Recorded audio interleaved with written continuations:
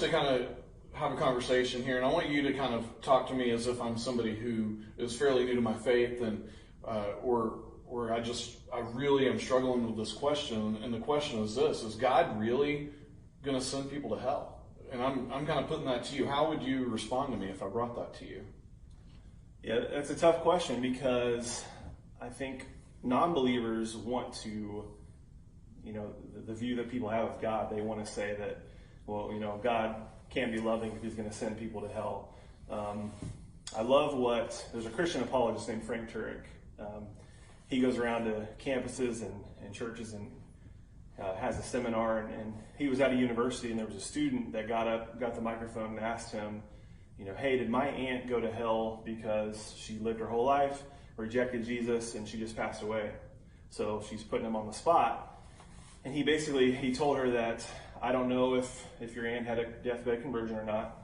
What I will say is, if she chose to reject Jesus her entire life and not follow him, then God is too loving to force her into heaven against her will. So when you look at it like that, it's kind of an opposite approach that a lot of people have to that question. And the point he's trying to make is, who is in heaven? Jesus is in heaven. If you spend your entire life rejecting him, not wanting anything to do with him, why would you want to spend forever with him, in the presence of him? And so that's one way to look at it. I do think that we have a choice, free will. God did not make us robots. He's allowed us the choice to follow or reject him.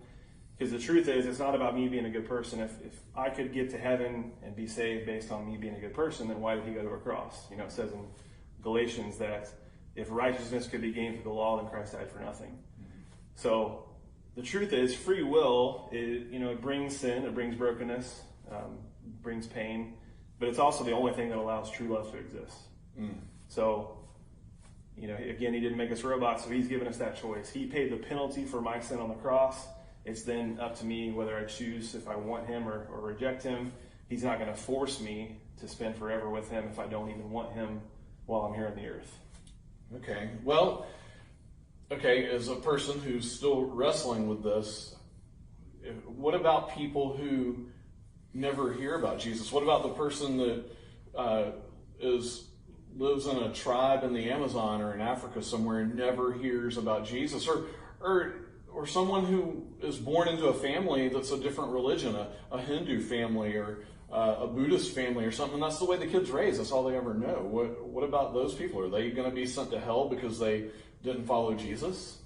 I think two things can be true at the same time here, where we can trust that God's going to do what is just and what is right and give people a fair chance. At the same time, understanding how extremely important it is for us to share the gospel and get the gospel to people that we can, not just people who are on remote islands, but people all around us that haven't responded to the gospel yet. I think if you look at Scripture, there's all kinds of different scriptures that indicate that God has laid certain things on our hearts, souls, and minds, each and every person. Talks about in Romans how his invisible qualities, creation, all men are without excuse. They can look around and see God. I believe it's also in Romans, he talks about he has written the law on our hearts, so we know right from wrong. Ecclesiastes talks about he has set eternity in every person's mind.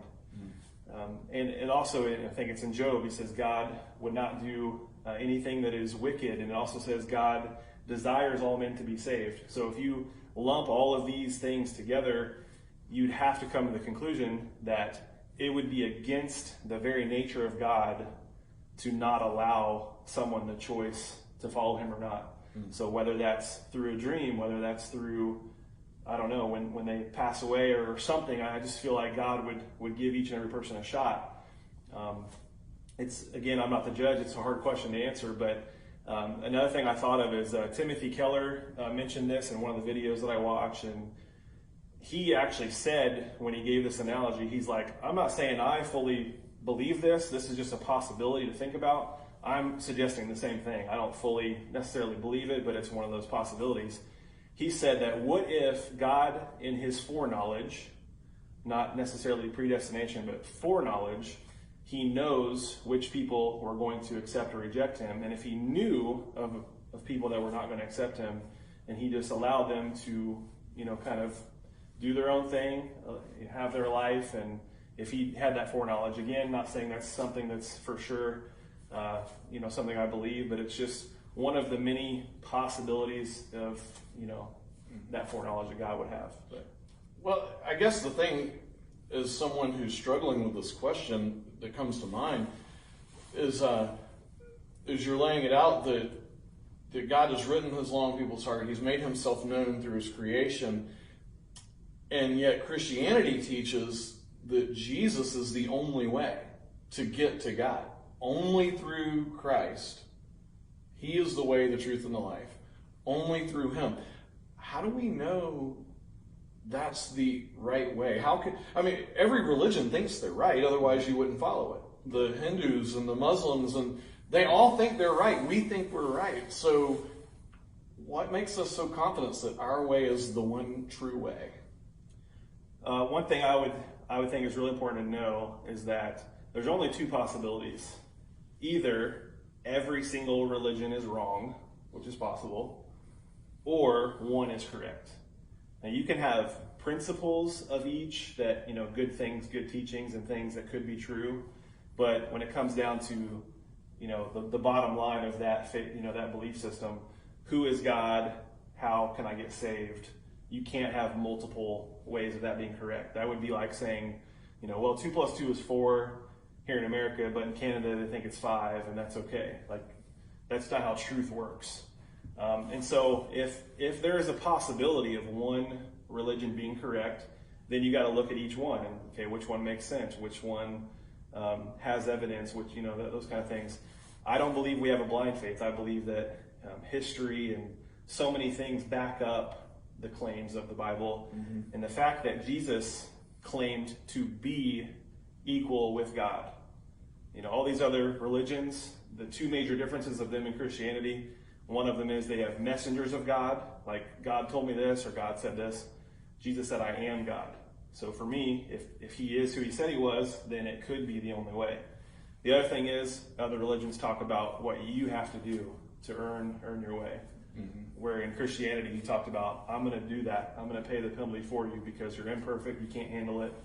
So not only the evidence of Christianity compared to other ones that I've studied, but also those two major differences play a really big role. And yeah. Okay.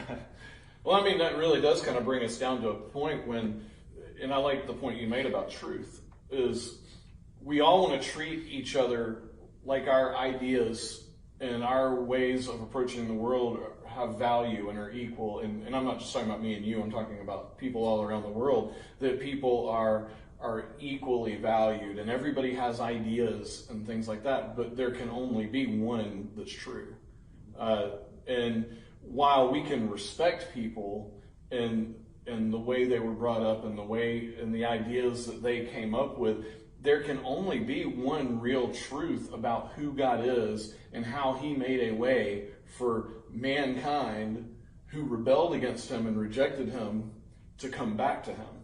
And I think, like along what you're saying, Christianity is the only one that has a real answer for that. The rest of them are all everybody's ideas about how they can work their way back to God. Christianity is the only one that shows us how God came to rescue us. And that's what I love about that whole thought about truth, is there can only be one truth. So it's good thoughts, and I appreciate you kind of sharing some of your thoughts with us. The thing that really interests me is, what does all this mean? If hell is real, if God had created hell as a place for people that reject him and choose to reject Christ, and so that, yes, people really are going to go there, what does that mean for us as people who do find Christ, who do find that truth? What does that mean for the church? What does it mean for us as Christians?